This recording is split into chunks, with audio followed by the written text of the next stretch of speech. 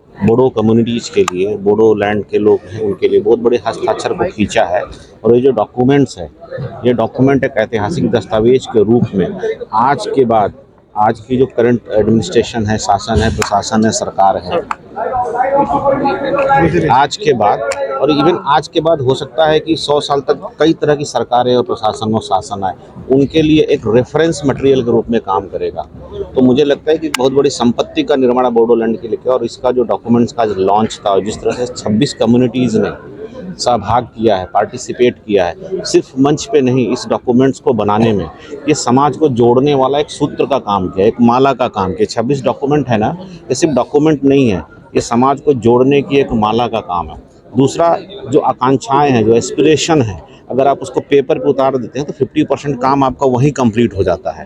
तो 50% जो काम है बोडोलैंड के लोगों का, वो तो डॉक्यूमेंट प्रिपरेशन के साथ जो है कंप्लीट हो गया।